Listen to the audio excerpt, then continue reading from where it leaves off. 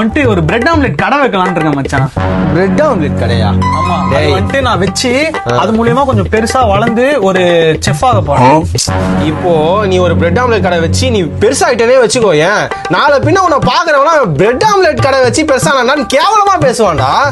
சரிடா அதெல்லாம் விட்றா. ஒரு பொண்ணு என்ன தினமும் பரிசிச்சுட்டே இருப்பா தெரியுமா, இந்த கண்ணாடி இந்த கம்மலு என் கையில போயிட்டு. லூஸ் நினைச்சிருப்பாடா. அதெல்லாம் இல்லடா, சிரிச்சாலே லவ் தான்டா. நான் விட்ட சொல்ல போறேன்டா. லவ் எல்லாம் பண்ணாதடா டேய். அப்புறம் ஃப்ரெண்டுன்னு அப்புறம் பெஸ்டி கூட ஓட்டுருவான். வேணாண்டா விட்டுறா, உனக்கு தான்டா கஷ்டம்.